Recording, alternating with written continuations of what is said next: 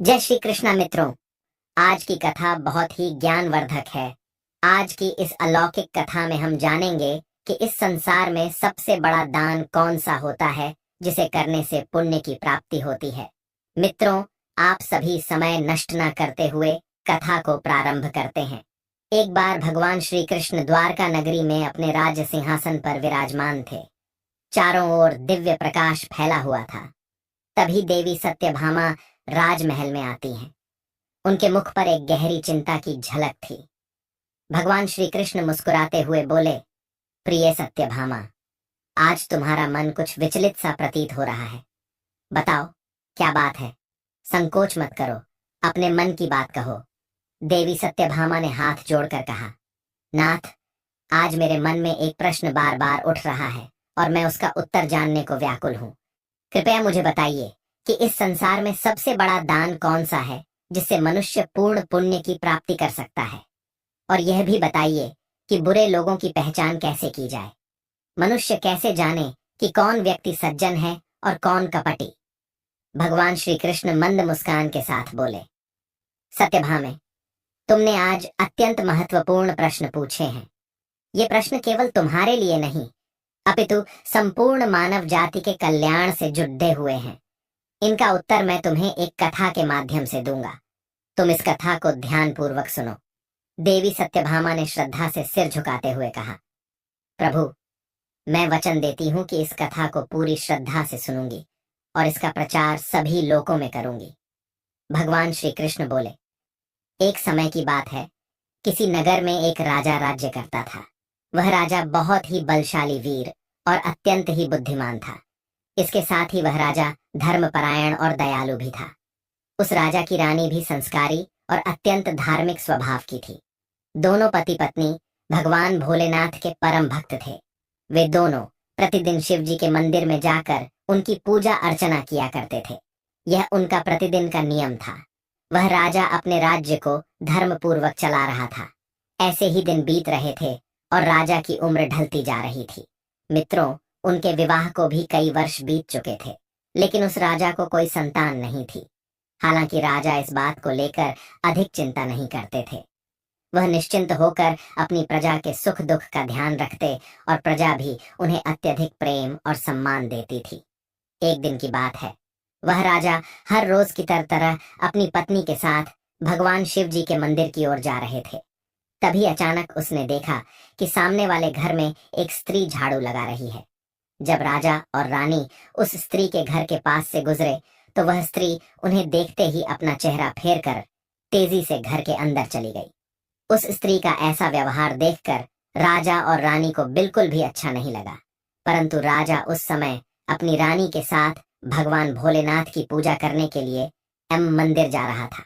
इसलिए उन्होंने उस स्त्री से कुछ नहीं कहा और सीधे मंदिर पहुंचकर भगवान शिव की पूजा अर्चना की। और पूजा के बाद राजा अपनी रानी के साथ वापस महल लौट आए। लेकिन मित्रों, महल पहुंचने के बाद राजा ने अपने एक सैनिक को बुलाया और उसे आदेश दिया कि तुम जाओ और नगर के बाहरी क्षेत्र में रहने वाली उस स्त्री को अपने साथ महल ले आओ। ध्यान रखना, तुम उसे कुछ भी मत बताना कि क्यों बुलाया गया है। बस उसे तुम हमारे पास ले आओ। भगवान श्री कृष्ण कथा सुनाते हुए आगे कहते हैं, हे देवी, राजा का आदेश पाते ही वह सैनिक तुरंत ही उस महिला के घर पहुंचता है। फिर वह सैनिक उस स्त्री के घर के दरवाजे को खटखटाने लगता है। जब वह महिला दरवाजा खोलती है तो सामने राजा का सैनिक खड़ा देखकर वह महिला हैरान होती है और पूछती है, क्या हुआ? आप मेरे घर पर क्यों आए हैं? उस महिला की बात सुनकर राजा का वह सैनिक उससे कहता है, चलो मेरे साथ, महाराज ने तुम्हें राजमहल में बुलाया है। उन्हें आपसे कुछ बात पूछनी है। यह सुनकर वह महिला अपने मन में सोचती है, आखिर महाराज का आदेश है, इसे ठुकराया तो नहीं जा सकता। मुझे राज दरबार में जाना ही होगा। उसके बाद वह सैनिक उस स्त्री को अपने साथ लेकर राजमहल पहुंच गया। महल में पहुंचकर वह महिला राजा को प्रणाम करती है और कहती है, हे महाराज, आपने मुझे अचानक यहाँ राजमहल में क्यों बुलाया है? क्या मुझसे कोई गलती हो गई है? उस स्त्री की बात सुनकर राजा कहता है, तुम मुझे एक बात बताओ। आज सुबह जब मैं और मेरी पत्नी भगवान शिव के मंदिर जा रहे थे तो तुमने हमें देखकर अपना मुंह फेर लिया और तुम दौड़ते हुए अपने घर में चली गई। तुमने मुझे देखकर ऐसा दुर्व्यवहार क्यों किया? तब वह महिला निर्भीकता से राजा से कहती है, हे महाराज, आप भले ही मुझे मृत्यु दंड दे दें तो भी मुझे कोई ऐतराज नहीं, परंतु मैं सच ही कहूंगी। आपके महल में कई बड़े बड़े विद्वान पंडित हैं। अगर मैं गलत बात बोलूं तो आप उनसे पूछ सकते हैं कि हमारे नगर में यह मान्यता है कि जो सुबह सुबह आपका चेहरा देख लेता है तो उस व्यक्ति का पूरा दिन खराब हो जाता है, क्योंकि आप संतानहीन हैं। आपको अभी तक आपको संतान की प्राप्ति नहीं हुई है। इसी कारण मैंने आपका मुंह देखकर अपना मोह फेर लिया था और अपने घर के अंदर चली गई थी। उस महिला की ऐसी बात सुनकर राजा आश्चर्य में पड़ जाता है। वह अपने मन में सोचता है कि यह महिला तो बिल्कुल सत्य कह रही है। यदि किसी नगर के राजा को संतान नहीं हो तो यह उसकी प्रजा के लिए बिल्कुल भी शुभ नहीं माना जाता। उसके बाद राजा उस महिला को वापस अपने घर जाने की अनुमति देता है। फिर राजा अपने मन में यह विचार करने लगता है कि अब मुझे भगवान शिव जी के मंदिर में जाकर संतान प्राप्ति के लिए यज्ञ करना चाहिए। ऐसा सोचकर वह राजा अपने कक्ष में लौटकर रानी से कहता है, हे प्रिय, हमारे नगर के लोग हमारे चेहरे को देखना भी पसंद नहीं करते हैं, क्योंकि हमें अभी तक कोई संतान नहीं है। इसलिए हमें भगवान शिव जी के मंदिर में जाकर संतान प्राप्ति का यज्ञ करना चाहिए। हम भगवान भोलेनाथ के मंदिर में चलते हैं और भगवान शिव से प्रार्थना करते हैं कि वे हमें पुत्र प्रदान करें। राजा की बात सुनकर रानी भी उसकी बात मान लेती है। फिर राजा और रानी दोनों भगवान शिव जी के मंदिर पहुंचते हैं और भगवान शिव जी की पूजा करके संतान प्राप्ति के लिए यज्ञ का आयोजन करते हैं। आगे कहते हैं, हे देवी पुत्र, प्राप्ति के लिए राजा और रानी ने यज्ञ का आयोजन किया, लेकिन यज्ञ संपन्न होने के बाद भी उन्हें संतान की प्राप्ति नहीं हुई। यज्ञ के निष्फल होने से राजा अत्यंत निराश हो गया। यज्ञ का आयोजन करने वाले पंडित जी भी सोच में पड़ गए। पंडित जी ने मन ही मन सोचा, अब तक मैंने जितने भी यज्ञ किए हैं उनमें से कोई भी यज्ञ आज तक विफल नहीं हुआ है। ऐसा प्रतीत होता है कि ईश्वर ने इस राजा के भाग्य में संतान का योग नहीं लिखा है, इसलिए संतान प्राप्ति का यज्ञ करने के बाद भी उसे संतान की प्राप्ति नहीं हुई। राजा हर संभव प्रयास करके थक चुका था और अब वह गहरी निराशा में डूबा रहता था। वह दिन रात संतान की कमी के बारे में सोचता और चिंता में खोया रहता था।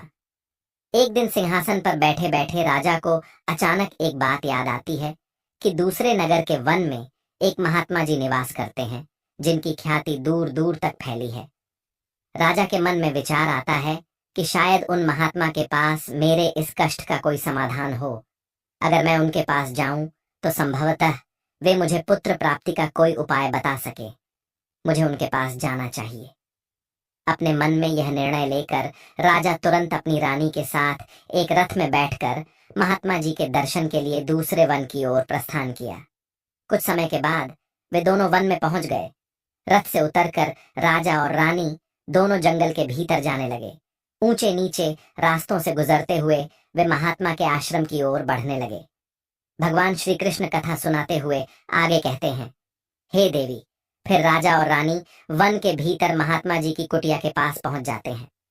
वहां वे देखते हैं कि महात्मा जी एक विशाल वृक्ष के नीचे ध्यान मग्न होकर साधना में लीन है। यह दृश्य देखकर राजा और रानी कुछ देर तक खामोशी से खड़े रहे ताकि महात्मा जी की साधना में कोई विघ्न न आए। दोनों हाथ जोड़कर विनम्रता पूर्वक महात्मा जी के सामने खड़े रहते हैं। कुछ समय बाद महात्मा जी अपनी साधना से बाहर आते हैं और अपनी आंखें खोलते हैं। तब वे देखते हैं कि राजा और रानी उनके सामने अपने दोनों हाथों को जोड़कर खड़े हुए हैं। वे महात्मा जी उस राजा को अच्छी तरह से जानते भी थे, इसलिए वे राजा को देखते ही पहचान लेते हैं और राजा से मुस्कुराते हुए कहते हैं, हे राजन, आज आप यूं अचानक से हमारे पास किस प्रयोजन से पधारे हैं? तब राजा ने नम्रता से महात्मा जी को प्रणाम किया और अपनी व्यथा महात्मा जी को कह सुनाई। उसने बताया कि कैसे उन्होंने पुत्र प्राप्ति के लिए यज्ञ किया, परंतु सभी व्यर्थ गए। यह सब सुनने के बाद महात्मा जी कुछ क्षणों के लिए मौन हो गए और अपनी आंखें बंद कर लीं। वे ध्यान रत होकर राजा के जीवन की घटनाओं का आंतरिक दृष्टि से अवलोकन करने लगे। कुछ समय बाद महात्मा जी ने अपनी आंखें खोली और गंभीर स्वर में बोले, राजन, मैंने आपके जीवन का एक ऐसा सत्य देखा है जिसे सुनकर आपको कष्ट हो सकता है। आपके पिछले जन्म में किए गए एक पाप का फल इस जन्म में आपके ऊपर भारी पड़ा है।